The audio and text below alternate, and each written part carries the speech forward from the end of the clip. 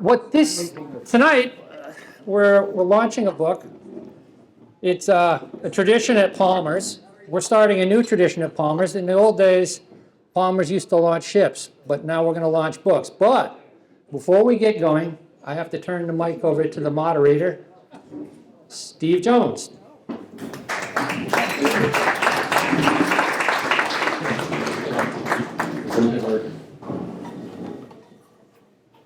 Yes, the acoustics in here, if you haven't noticed, are terrible. I'm going to have to talk to the landlord about it. That's an in-joke for those of you that don't know. Okay. You might notice I'm going to go a little tour around here of what's on the wall and so forth, because a lot of you know this anyway. But this is the Palmer shipyard. If you look way over there, down to the southeast, you'll see a engraving of the way the shipyard looked in its prime. It's on the bulkhead on the wall or by the door when you came in. That lady there is walking right by it. Yeah. Okay, so when you have time, check that out. That's the way it looked when this place was built. If you look in here, you'll see lots of architectural details, which are, God help us, maritime. They didn't stop to think of it. Let's do maritime. They just did what they had. Now, these lolly columns, varnished columns, here, they're spars. That's why they're round. They found those around the shipyard, and they said, let's hold up the roof this way. Now, if you look over there where the bulkhead, the wall is tied into the ceiling, the deck, you'll see these hanging knees, which are called actually futtocks, which is not a dirty word. It means foot hook, and it's made out of hackmatack, which is a very hard wood. And if you go below on the Charles Morgan, you see both the things like this, about the same size and so forth. And you could go right around here and pick up all of the maritime details. There's an old map over here on the wall. There's two of them. Actually, it's a chart. It's got soundings on it. It's around the corner from me, but you can see it. There's two of them. That's Thomas Hardy, the English admiral and hero of Trafalgar. That's a chart that he used, not the original one, but a copy of it, when he was blockading Stephen Decatur that year or so in New London Harbor. And you can see why the soundings are the way they are, and you'll even see an anchor. What? What's he saying? Pull the mic away from your mouth because you got feedback. Oh, I'm aiming the wrong way. Wrong way.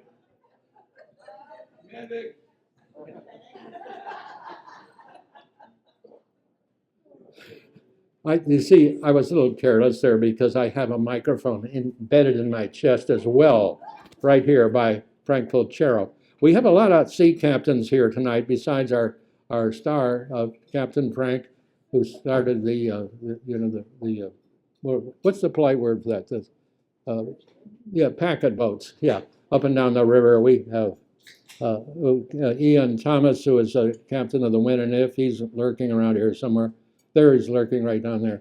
And some of those, I was looking for Mike Hewitt. I don't see him, but there's a lot of them scattered around. We have the audience is seated with sea captains tonight. Yeah, okay. If you look at the corner there, the southwest, that case with the Emma C. Barry in it, that's a vessel that was built here in Noank, not where it's depicted there down at the Palmer Yard. That mural on the back is the way it looked when it came in, the yard when Barry came in at the start of the Noank Historical Society, which is what, 50 years ago now? Yeah. Good Lord. Huh. Anyway, it was built as a sloop, and that's the way the seaport restored it. But we have it rigged as a schooner because there was a guy who lived across the street. I'm pointing right at his house. This is his son. And and he had a famous saying about what happened with the seaport when they changed the rig on that boat. He said, they enshrined a mistake because the sloop rig did not work because it was too much sail in one place. And so you break it down to divided rig. And so it lived 100 years or so as a schooner. So we restored it in honor of Captain Jack Wilbur as a schooner. And that's what's over there. And that's my transition into this guy, if I can get him to face the right direction. Not a chance. Not a chance. The first time I saw him, he was a lot smaller. He was out the window and he was playing in a boat in the yard with other kids, you know, that were doing that sort of thing. And that boat came from Mrs. Herring's yard. It was a three-seat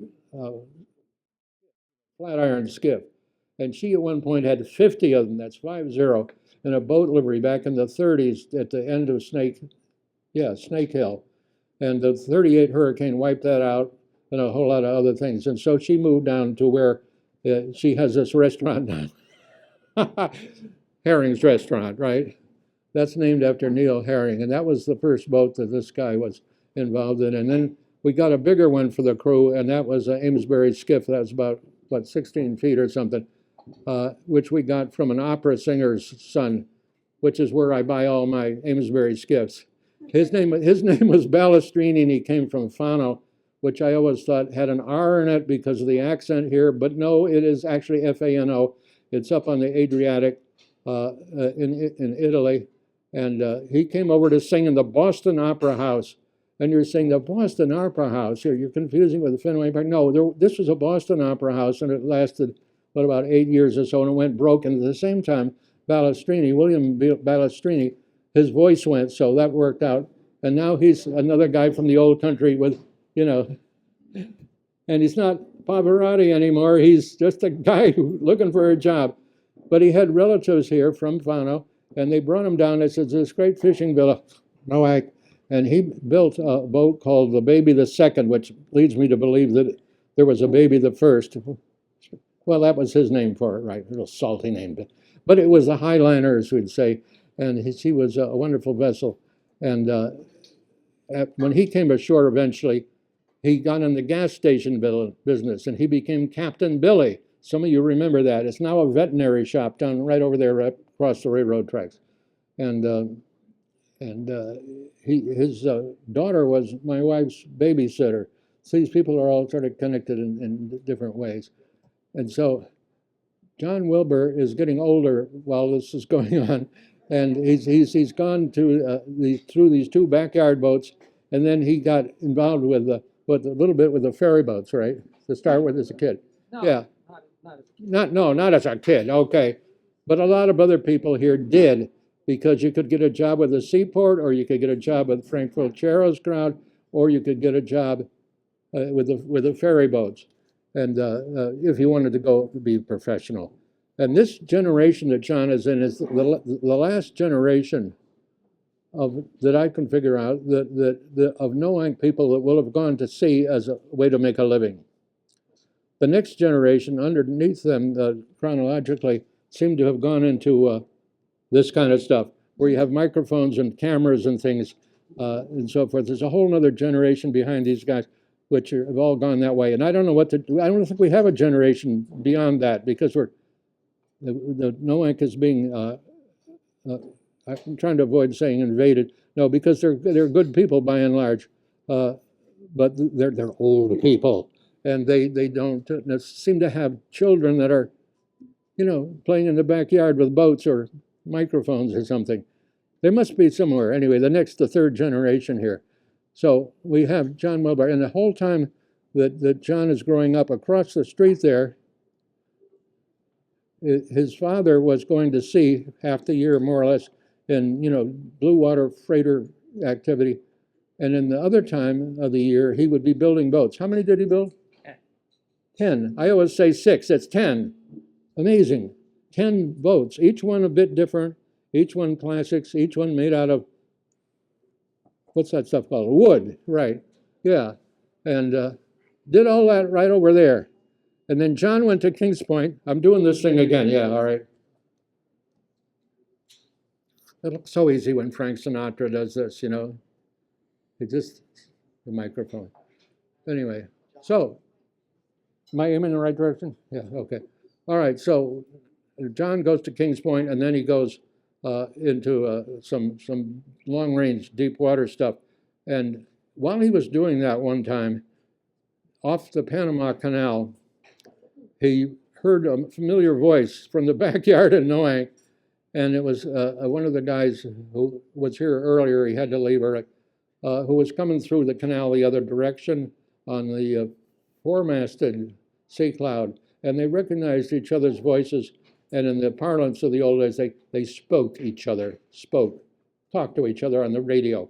And what was interesting about that was a kind of reincarnation of the old story about two guys named Wilbur who did that going around Cape Horn.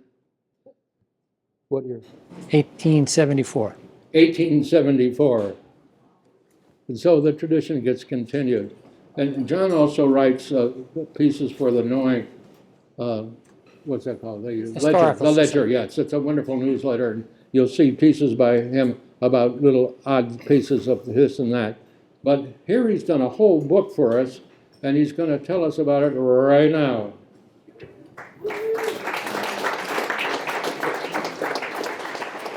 It's hard to live up to that type of introduction, but we're going to talk about something a little bit more contemporary than Noank's maritime past tonight.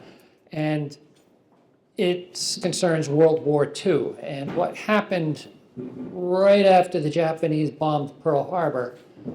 Admiral Dönitz of the German submarine arm dispatched 6 U-boats to the Western Atlantic to raise havoc off the east coast of America. And on the 15th of January, 1942, U-123 drew first blood when it torpedoed the Panamanian tanker Nornis. For the next 6 months, it was open season on merchant shipping off the eastern seaboard. And sites like this here were fairly common. There was almost no response to it. Most of the big new ships were being sent to the Pacific.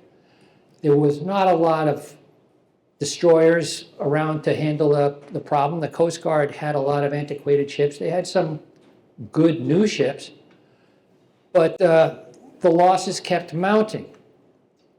And finally, one of the crazier, possibly, ideas that came from a rather interesting organization that you wouldn't think would submit any kind of war plan, and that was the Cruising Club of America. The Commodore of the Cruising Club was Alfred Stanford, and he suggested that you need something that can go offshore, can hold position. Yeah, if you can turn that, Ian, there you go. Don't touch the chair, it's vital. If you need something that can go out there, hold position, you can put a radio on it, you need something that can stay out there in any kind of weather. You can put a man aloft, he can see for miles, the equivalent of being on the bridge of a ship. And they said, well, what do you got? And they said, we got a bunch of sailboats. If we can send a fleet of sailboats to Bermuda every other year, we can certainly send them to the edge of the continental shelf to be an outpost, be somebody that's out there looking, watching, rescuing downed pilots or rescuing torpedoed sailors. This is one of those boats. This is a 110-foot steel schooner designed by Alden called Valor. And she was bigger than most. And she was the biggest of the regular boats that were assigned to Greenport, Long Island. She was a reserve boat. We'll get into that in a minute. She is CGR, Coast Guard Reserve number 3080. And she figures she's in the book. She's one of the real boats that's mentioned in the book. And we go on, and these boats served everywhere from the coast, from the Canadian border. This picture was taken in Northeast Harbor in the wintertime. If we have any people that are familiar with Northeast Harbor, right above the bow of this boat is the Astiku Inn. And they served all the way down to the Straits of Florida, through the Straits of Florida, and across the Gulf of Mexico. They were involved on the West Coast, but it was not quite the same operation out there. This picture here is taken down at St. Simon's Island in Georgia. And just to put a local context on it,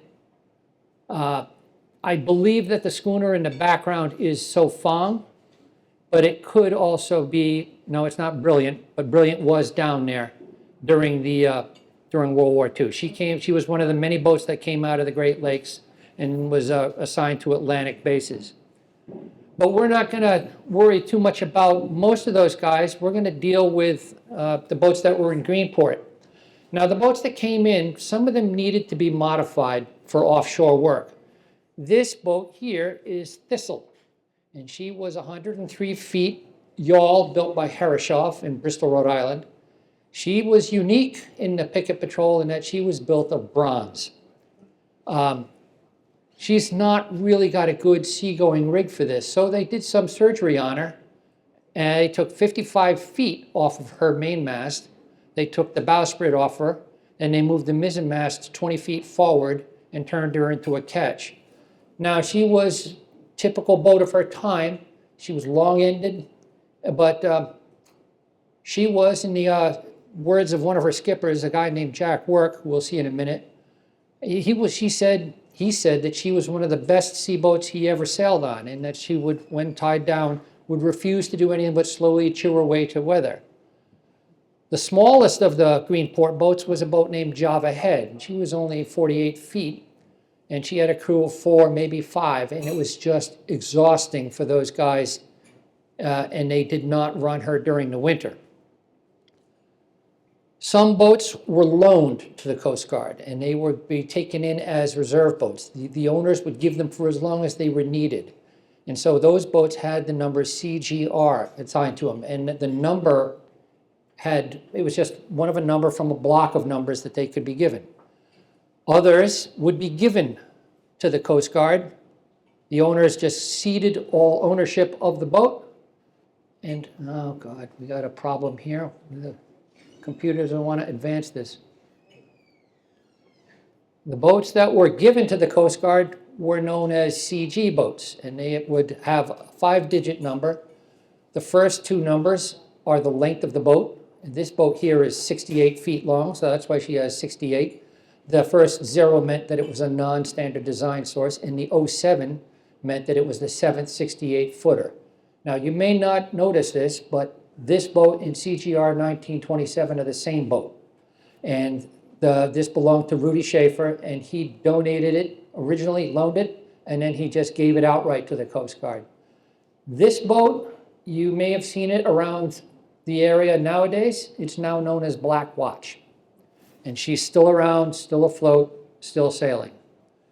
The biggest boat in the Greenport group was Madeline, and she was in an entirely different category. This is a 147-foot hermaphrodite brig. I'm a purist about these things. I can't call it a brigantine. It's not a brigantine. It was a hermaphrodite brig. They tried it with square sails. It was a big manpower drain. They took most of the square yards off, and they turned her into basically a staysail schooner. And she was apparently an absolute pig.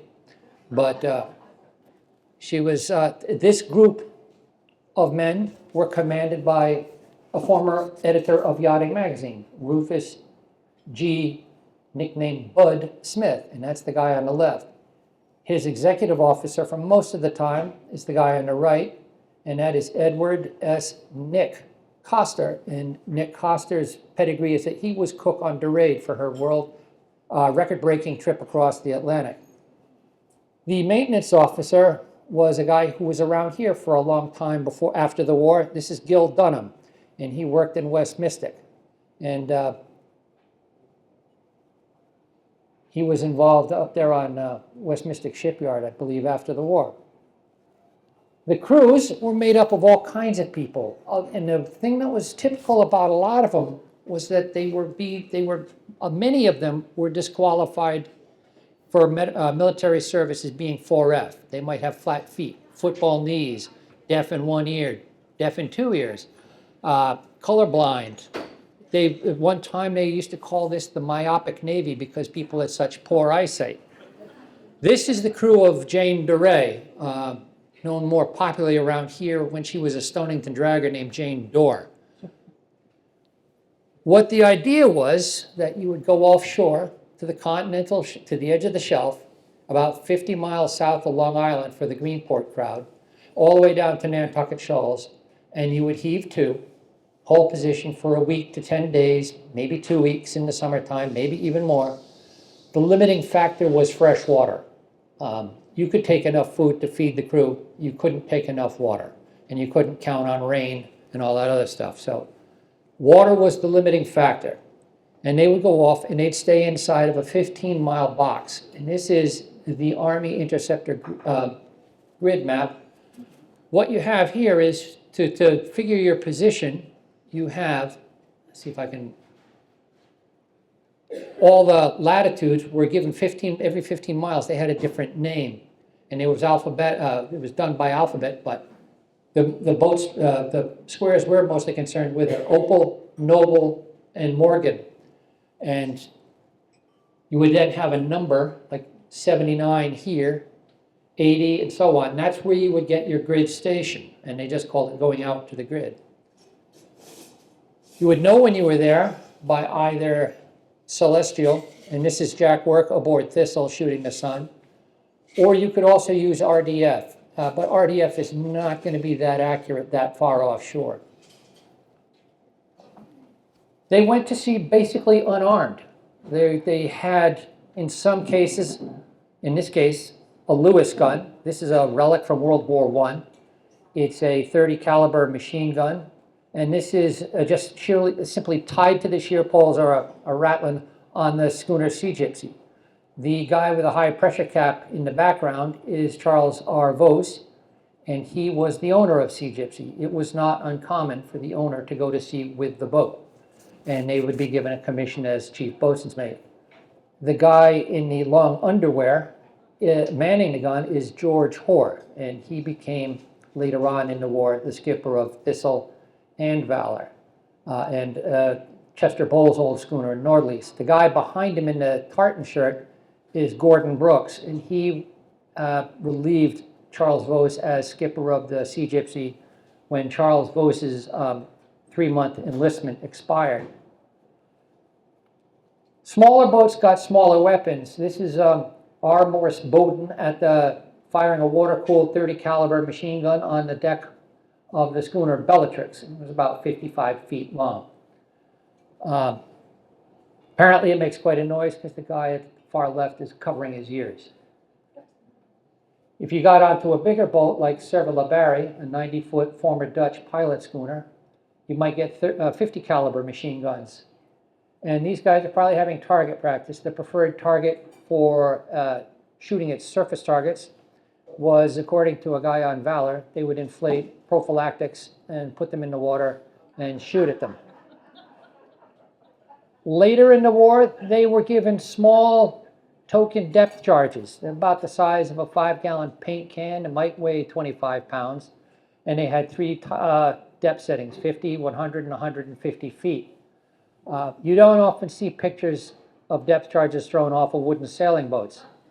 And one of the great stories of the patrol was a guy who wasn't familiar with him said, well, how fast can you go under sail? And I said, about 10 knots, maybe 12. He says, okay, how fast can you go under power? 8. He says, all right, so that's what, 22 knots? So yeah, you're okay. It didn't work that way. If you set it to 150 feet, you got a fairly unimpressive explosion. If you set it to 50 feet, you would have to make sure your stern was still there. The Coast Guard took over the Booth House, which was a summer hotel in Greenport, and that became the base. They took over a number of other buildings in town and operated out of them as well. But the Booth House was the main barracks and administrative office of the operation. They took over a shipyard called Sweets Shipyard, and that was where all the maintenance was done. For the bigger boats, they might come across the Sound to Thames Shipyard in New London. Now, these guys have been out there looking for submarines. Did any of them see them? Yes, and we losing it. This is one of the boats that had a submarine lay alongside it for a while. This is the cutter Actea, and the guy who was skipper of it says, only the guy who does my laundry knows how scared I was while that thing was alongside. It was a foggy morning, visibility was poor, and they were alongside, and they transmitted the sighting report, which were known as market reports. And The sub was not, they never found it again. It disappeared. Another boat was on her way out on her first patrol. This is Avanti. She was a 57-foot yawl, and she was on her way out, and the skipper of the boat at the time was a guy named Vikram Manya, who later made a name for himself in the America's Cup races. And he was down below, and all of a sudden he heard the helmsman say, "U-boat on the surface, I'm gonna ram it." And he looked up the companionway and he saw a look in the guy's eye, and he says, "This guy's looking at something." And he got up there and he was able to just knock him off the wheel and turn him away from the sub. Ramming the sub would have done absolutely nothing but sink the boat and probably lose the men. But the sub disappeared into the fog and was not seen again. The fall ultimately gave way to winter. And as the time went on, they began to realize that winter started in October and it didn't stop until about April. And in early December of 1942, a classic storm came off the East Coast and the low just exploded offshore and it started to blow like hell and it raised havoc with the Greenport fleet. This is Nordlies, later in the war. She was trying to go out on patrol and had most of her sails blow out and her engine failed before she even got out of Long Island Sound. But they just managed to clear Montauk and they ran to the south for about 100 and some odd miles, repairing their sails, and then turned around and started working their way back in. Abenaki here, a 50-foot Alden schooner, was trying to seek shelter when her rudder or steering gear disintegrated on her. The captain, guy with the curious name of Norman Bates, I'm not fooling. He turned the boat around and steering by the sails, they went across Nantucket Shoals, probably not of their own design. All the while they were trying to fabricate a tiller using the boom crutch and the battery brackets from the engine room, which they used the galley stove as a forge to try and make brackets to attach this thing. Then it was a matter of attaching the new brackets and the tiller to the rudder, which is thrashing around in these hellacious seas. It's an insane account of what happened. But Norm was a very resourceful man. And they finally made landfall at Pollock Rip and were towed to Greenport by the tug Sagamore, which also towed in Nordlies from the south. The schooner Victoria was driven off to the southeast and was somewhere southeast of Nantucket Lightship. The Lightship was gone by then. It had been taken off station after the hostilities were declared, and it was just a buoy there. But it took a while for the cutter Sumner to find her, but they did, and they towed her in.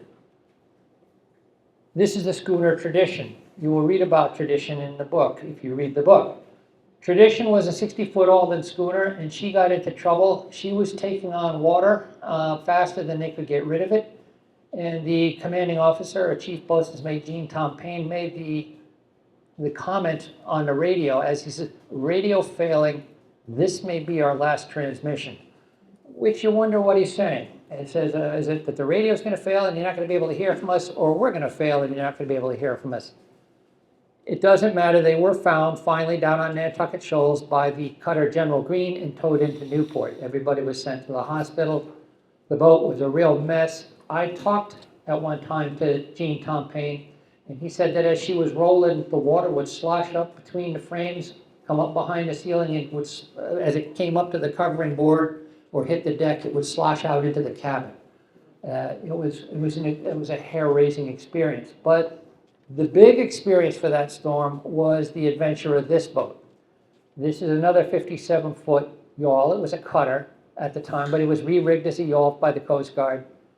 And it belonged to Colin Ratsey, the sailmaker of Ratsey and Lapthorne. And her name was Zeta. She was Coast Guard Reserve 3070. She had been out for a week. It was on her last day of the patrol when she was sent a little east to look for a reported submarine. And she got caught by the storm, took a double knockdown, first one way, then the other, that cleaned off her deck. They started flooding through, they swamped the boat. And they also went across Nantucket Shoals and into the Gulf of Maine, where they were picked up by a British destroyer, HMS Caldwell, which was at one time a U.S. destroyer, but it was one of the Lend-Lease destroyers. They were towed for a few hours towards Halifax. When the towing hawser parted, the upshot of it all is that they finally made landfall. They got picked up by the British destroyer on the 3rd or the 4th of December. They finally made landfall at Ocracoke, North Carolina on the 23rd of December. They had put some of the canned goods in the bilges, and all the labels had fallen off. By the time they pick one can out of the bilge and they say, this is dinner for 9 men, breakfast, lunch, and dinner for 9 men for today. And if it was canned peaches, everybody had canned peaches. If it was some green beans, everybody had green beans. They didn't know what they were going to eat. But they were flown from Ocracoke, North Carolina to New York, and they all were home by Christmas Eve. When speaking of Christmas, this is schooner Sea Gypsy, the 78-foot Alden schooner, on Christmas Day south of Montauk. At the truck of the mainmast, is a Christmas tree. She was one of the stars of the Greenport group. And after Christmas came winter. Christmas out in 1942 offshore was pretty warm, but it wasn't by the time this type of thing was going on. The big hazard here is weight. These boats are not big, and they're not designed to be sailed in ice, with ice, so you have to knock the ice off very quickly.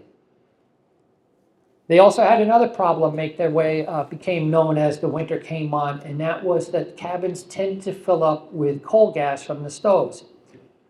The stoves were usually used just to cook with, not to heat with, and they were backing coal gas into the stoves, and that was a real tough problem to solve.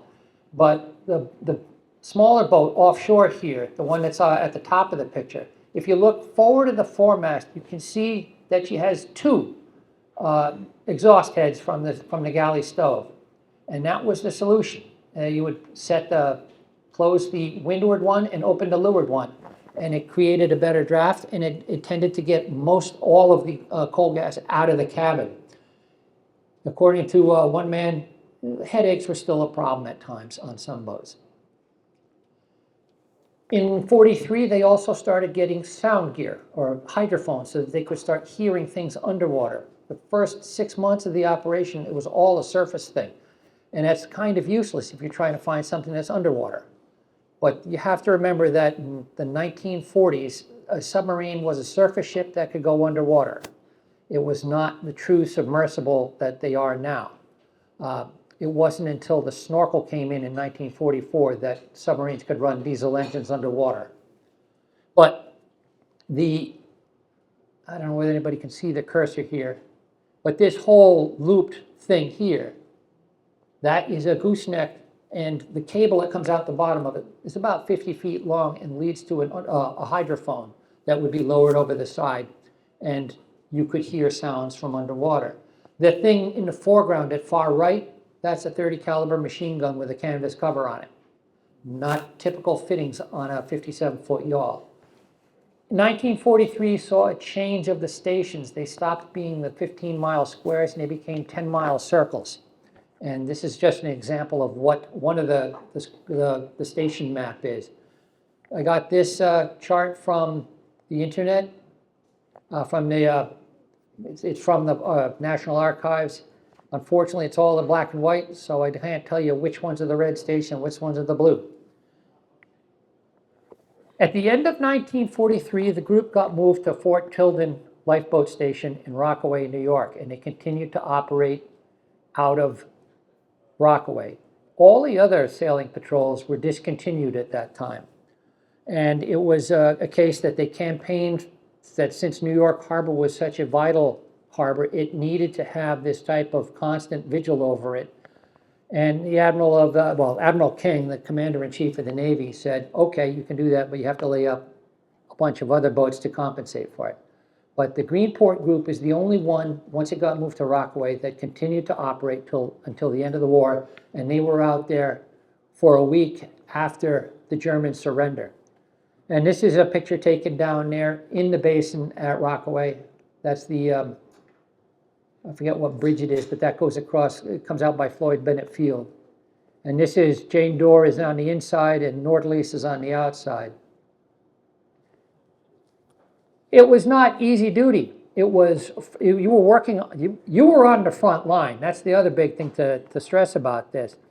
This was not a cush job out of sight, out of mind. You were out of maybe the eyesight of the people. But as soon as you went outside Montauk Point or Block Island Sound, or as soon as you cleared the breakwater at Rockaway, you were on the front line. The Nornis, which got torpedoed way back at the 15th of January of 1942, was 50 miles from Montauk.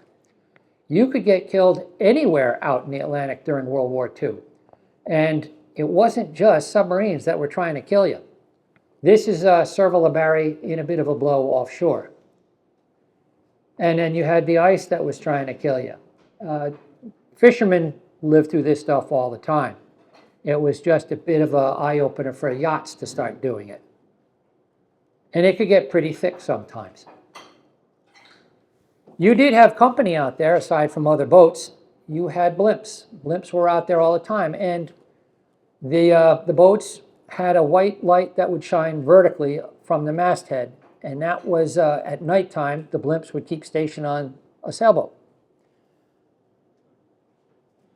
And this is just a local angle again here. This is Jane Doré, or Jane Dorr, as she was known around here.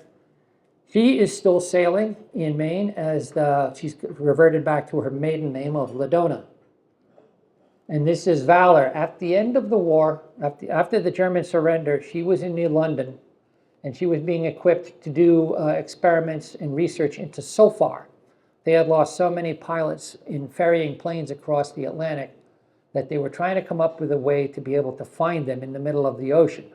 And they were experimenting with tracking a boat by dropping small high explosive charges over that would sink down to a certain depth and then explode at a set depth.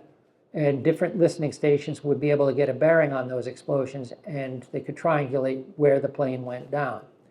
And apparently it was quite successful. Now, that was the Coast Guard that did that. What about the Navy? The Navy also did something with sail, but it was a lot bigger and a lot smaller all at the same time. There's a very interesting thing that happened in the Pacific in 1942, but it's kind of tangent to the plot here. This is the three-masted schooner Guinevere, and she was IX-67.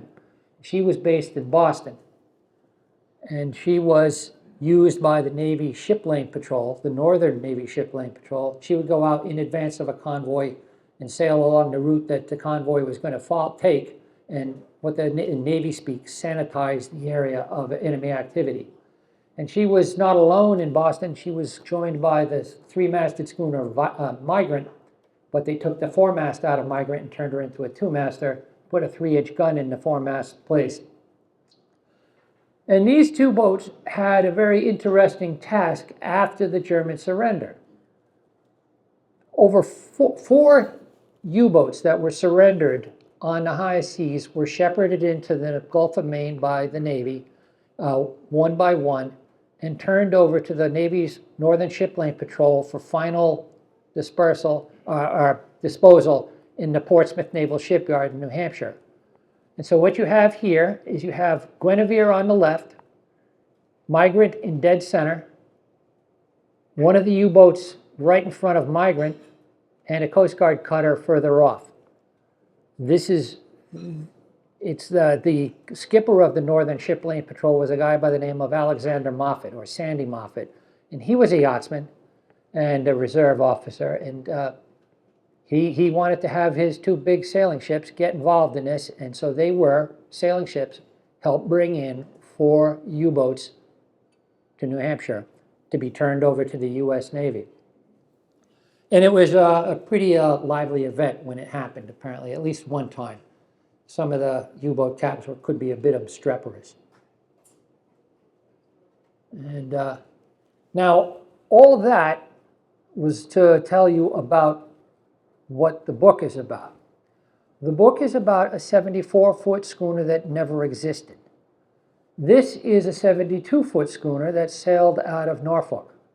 But I happened to like this boat, and this is the schooner Blue Water. She was built as Meridian, and her last name on this planet was Lord Jim. Not the same Lord Jim that piled up on Catum Reef in 1959. This was an entirely different Lord Jim. And she was given to the Coast Guard, and she became 72010. And she sailed out of Norfolk, or Little Creek, Virginia. And with the magic of Photoshop, we turned her into Coast Guard Reserve 1971, which is the only one of two photographs of Santarin, which is the boat that's in the book. I used a real boat as a prototype because I knew I could go with a set layout for down below. And it simplified matters. Instead of trying to keep everything straight, if I was just force myself into some form of alt reality, I could keep it simple. I can't process that much information all at the same time. Anyway, this is CGR 1971, and that same magic turns this picture of Blue Water into this picture of Santarin. Is it a cheat? Yeah. Guilty as charged, but it helped me, at least in my head, get them straight. The stuff that happens in the book, if it happens to a real boat, it really happened. There are real people in the book, and the fictional crews of Santarin, Blackadder, and Fusilier, everything that happens to them is, for the most part, fiction, but it's informed by fact. I'd like to think that I didn't get crazy in this book. Everything I tried to keep believable, and if it didn't happen, it could have happened. And it could have happened, maybe nobody talked about it. And that was the way I went about it. I did not want to go and have everything that happened to Zeta and her crew happen to these guys and not mention it, because that happened to the Zeta crew. It didn't happen to anybody else, it happened to them. And I thought that they deserved to have their name preserved without having to rely on it afterward. If the fictional guys interact with real people, then I had to kind of extrapolate. There's no way I'm going to know exactly what was said by any real person at any one time back in the day.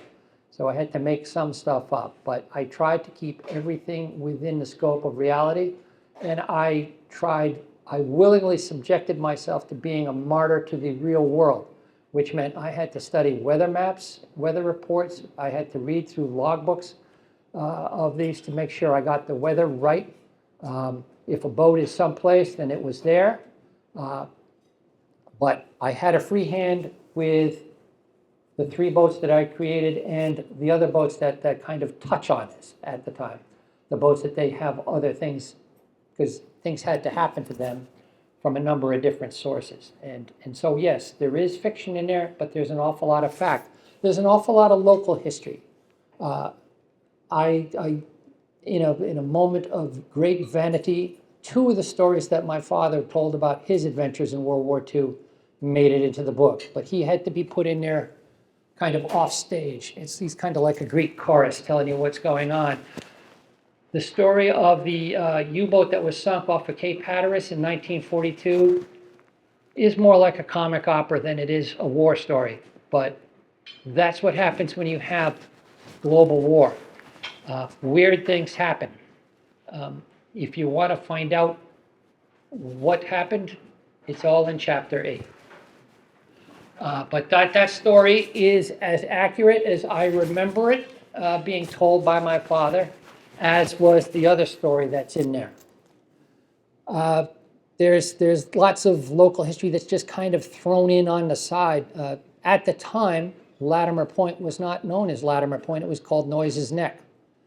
And so I had to also find out what type of words were being used back then, more specifically curse words, and how people swore back in the 1940s, because they don't necessarily swear like they do now. My wife thinks I kept the swearing too light. She said, they're a bunch of sailors, they're gonna swear. And most of them swore up a blue streak when I interviewed them.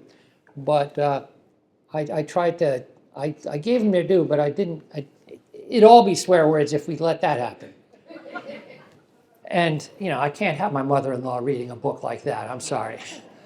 But it took 5 to 6 years to write it. There was a year off when I just ran into a wall and I couldn't get past the start of 1943 because too much had happened. I didn't have the information I needed on the sound gear.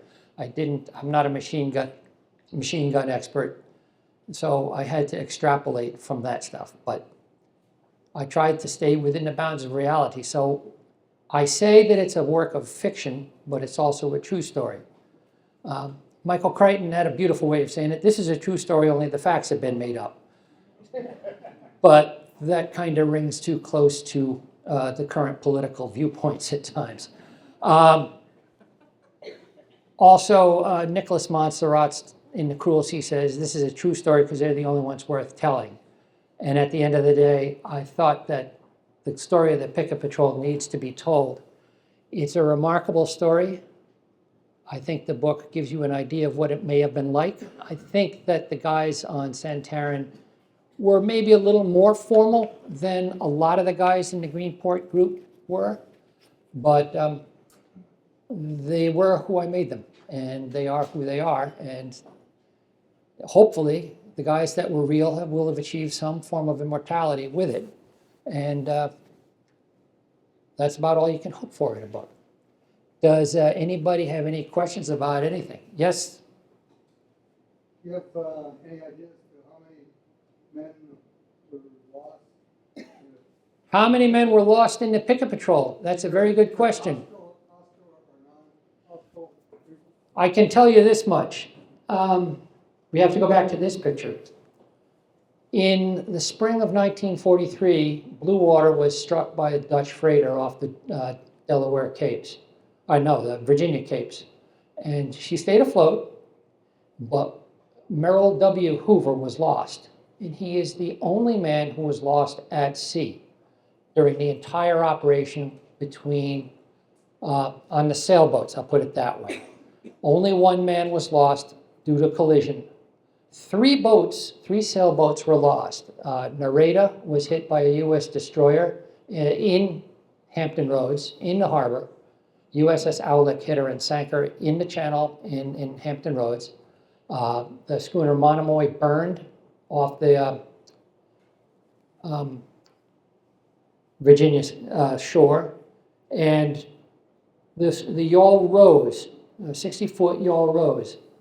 And this is an interesting story in and of itself. She had just had this, right forward of the mizzenmast is a wooden doghouse that was built around there to protect the crew during the wintertime. And they put a big cast iron radiator in that doghouse to give some heat. They had not swung the compass before sending her back out. And when sailing downwind, one of the guys that was on Rose said the compass would make complete revolutions. Not good, and you end up having a situation like this. This is Rose ashore on the 2nd of December, 1942, Beacon Hill Bars, Cape Cod. It just so happens that they couldn't launch the surf boat into that mess, and so they got a call into Rod Stevens of Sparkman and Stevens, and they said, hey, you're working on something. You want to give a chance? We can't get him with our stuff. You want to give it a try? And he said, sure. So they drove down there with a prototype of a duck, and they stopped on the beach, looked out at sea. They saw the boat. They drove the duck down into the sea, went right out, parked alongside the Rose, and Rod Stevens told me, you never saw 7 men get off a boat so fast in your life. They drove back ashore. They all got out. Rosenfeld took a few more pictures, and they went on their merry way. And the story is that the next day, as they were discussing the storm, which was still going on in the eastern seafront here in New York City, Somebody said, well, you got anything going on in the first district? And the guy says, yeah, last night an Army truck went to sea and rescued not 7 guys from a Coast Guard boat. And they said, huh? And they said, yeah, an Army truck went to sea, rescued 7 guys from a Coast Guard boat. And they said, okay, that plan wins, develop it. And that is where the ducks that are used for every time the Red Sox win the World Series, or the Patriots win the Super Bowl, or the Celtics win, or the Bruins. Anytime a big celebration happens in Boston, there's a duck parade. And they got their trial by fire in a cold December night on Beacon Hill Bars, Cape Cod. And that story alone could justify the existence of the picket patrol. There's a bunch of other things that happened. It was a great training ground for what came later in the war. The Coast Guard was all of a sudden going to be charged with operating a lot of small boats under fire. And places like Normandy come to mind. A lot of the amphibious craft were run by Coast Guard. The Coast Guard operated a lot of ships for the Navy. And these guys got excellent training. And a lot of them said, these guys out here, they don't know what rough weather's about. They should have been with us in the picket patrol. It was tough duty. Yes, sir. You mentioned a couple of interactions with German subs of the picket. Right. There's a famous one that's probably apocryphal, which you may be getting at.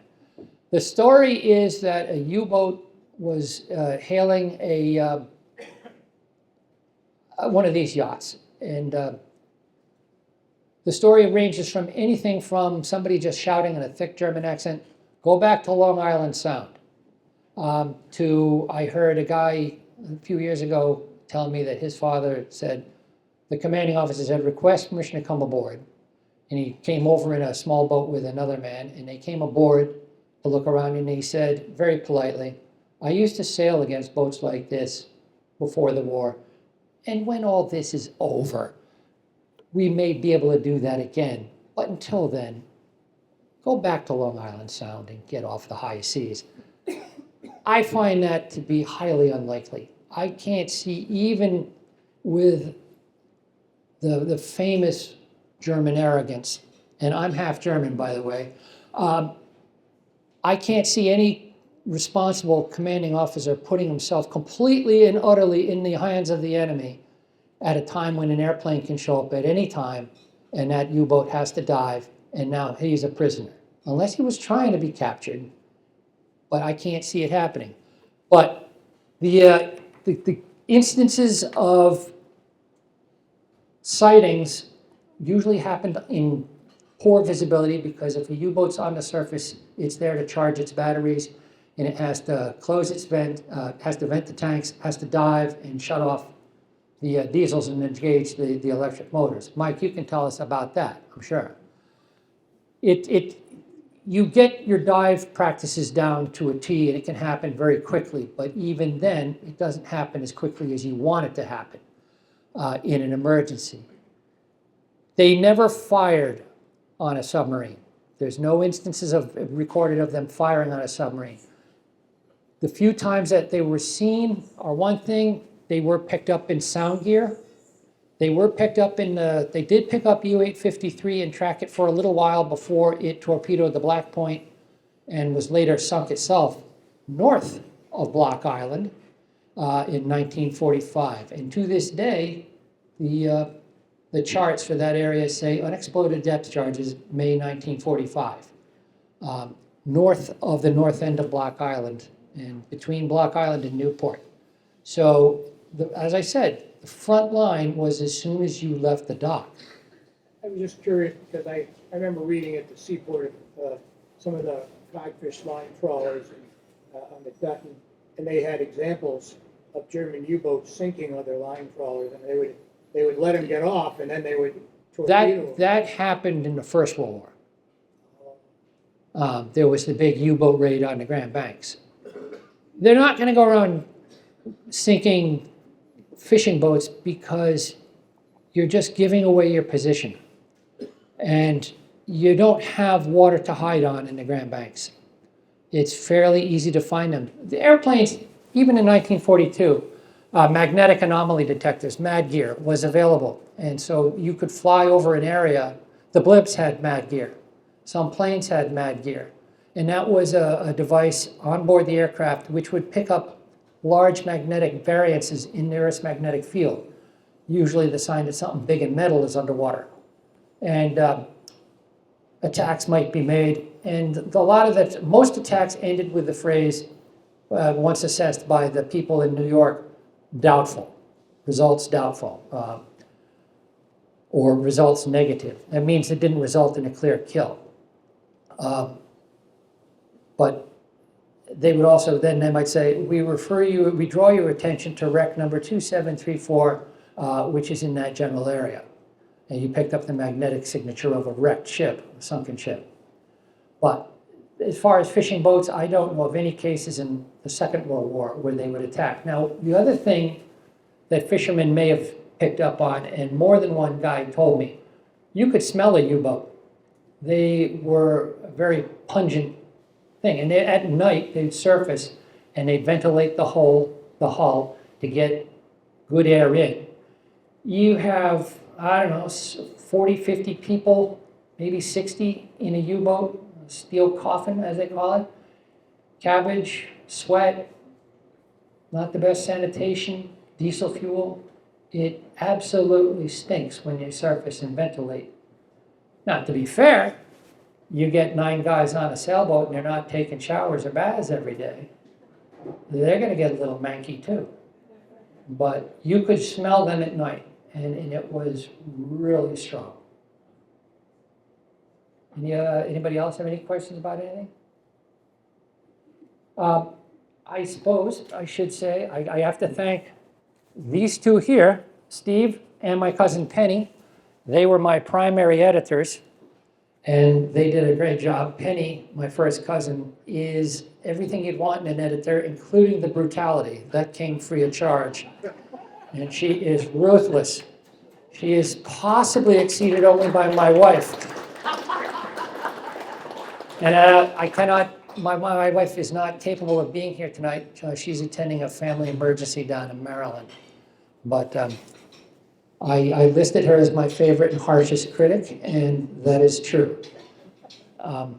There's a lot of other people. I know Stephanie Draus couldn't be here tonight. She was my doctor at the time, back in November 2019, when she said, I was just kicking around the idea of trying to write something, and she's, well, November's National Novel Writing Month. And so she got the whole thing going. And she helped fan that spark into a fire that stayed burning. None of this would have been possible without the men that I interviewed around the early 1990s. I spoke to a couple dozen guys that did this. When they signed up, the outcome was not at all a given. We know now, after the fact, that they didn't get into it. They didn't get into a shooting war with U-boats. But you got to think about who is going to take a wooden sailboat that's capable of, even on a good day, maybe 10 knots, to go and look for something that's been killing sailors and sinking ships for months, when the outcome is not known. Who's going to do that? How many here would sign up for that type of duty? And yet these guys were turned away. A lot of them were turned away by the military. No, you have flat feet. Yeah, but I can hand, reef, and steer. Okay, go hand, reef, and steer someplace. And they found a place. And so the Cruising Club of America provided an outlet for them.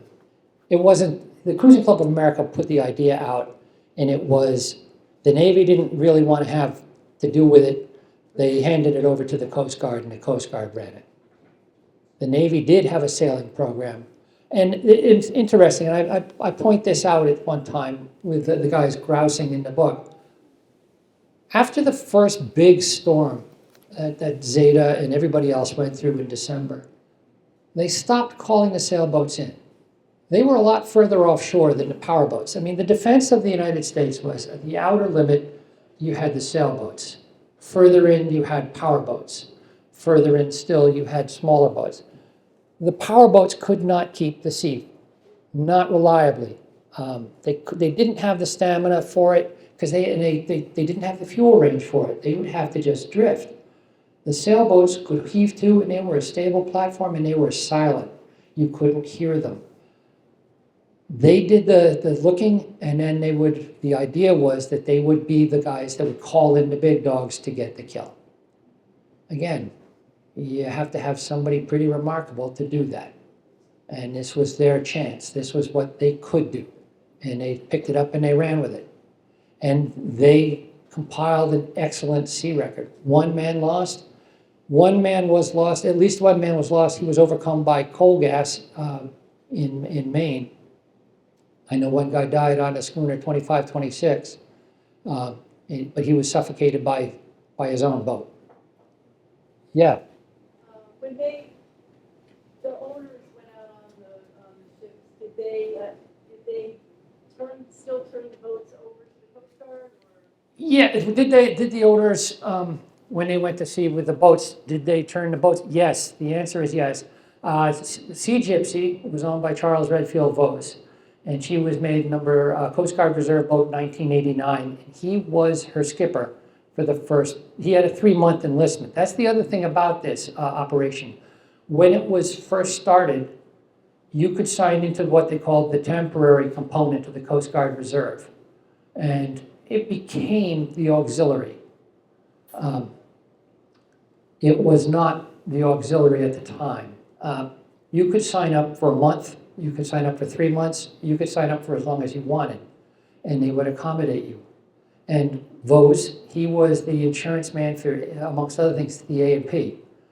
He gave 3 months, the boat stayed in.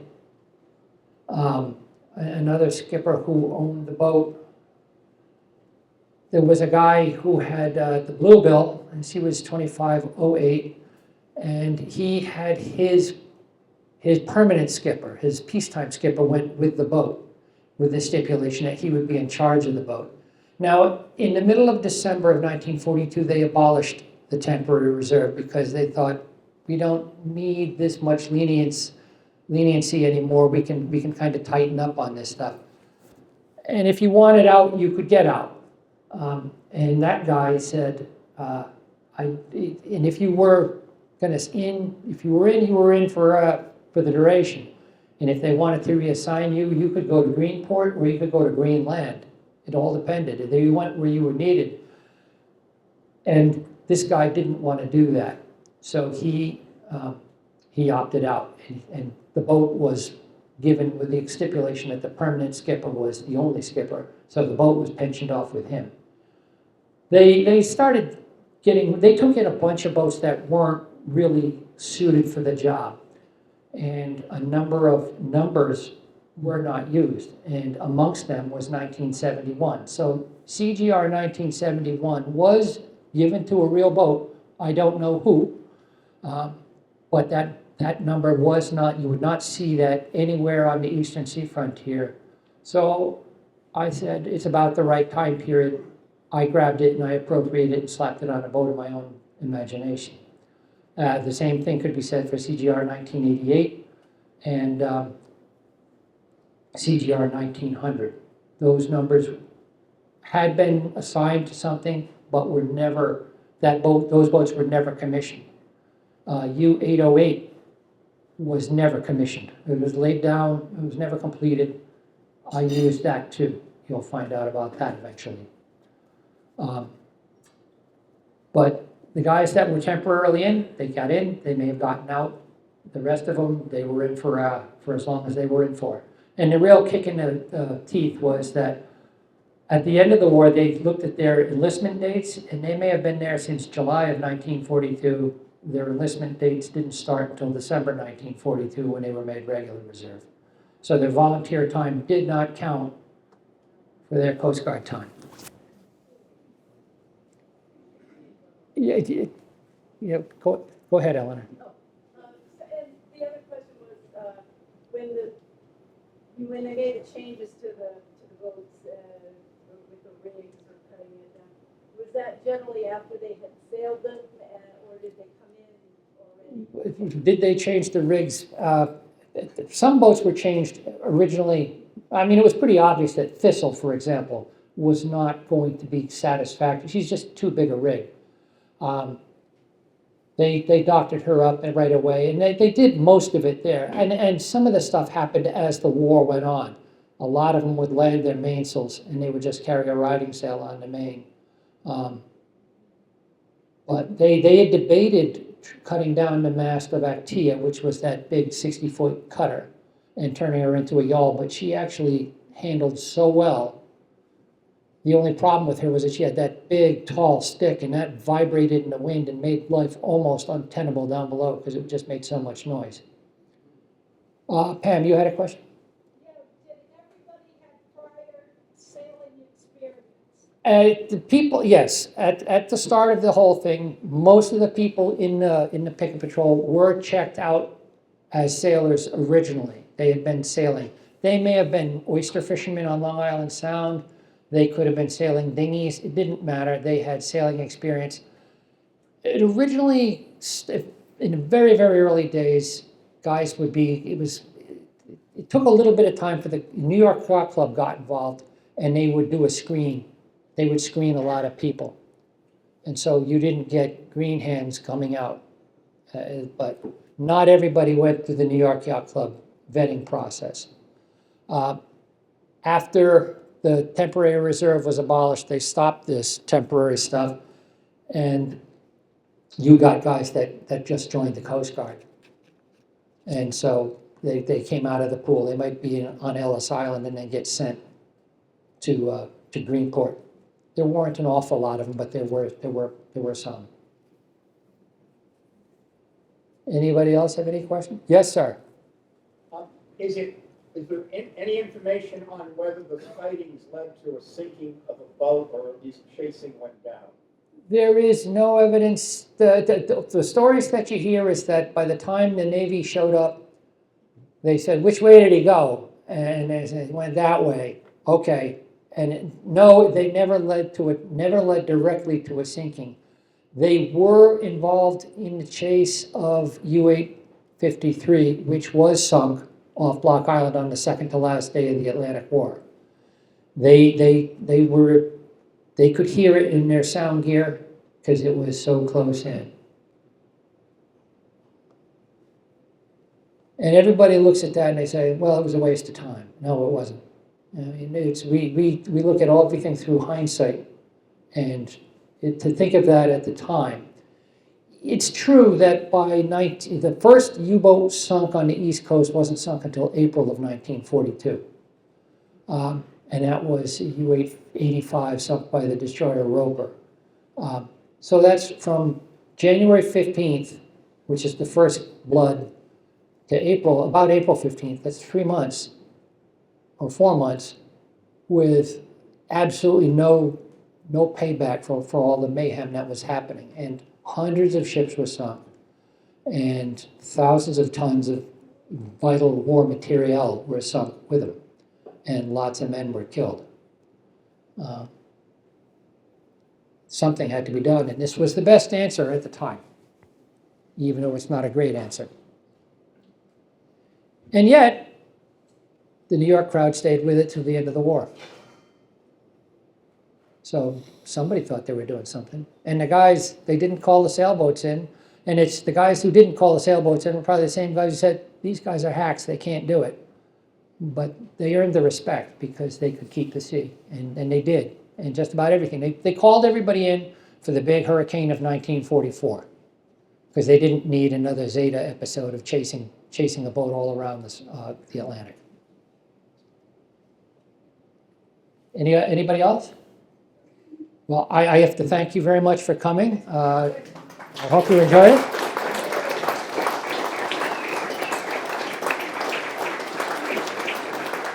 it.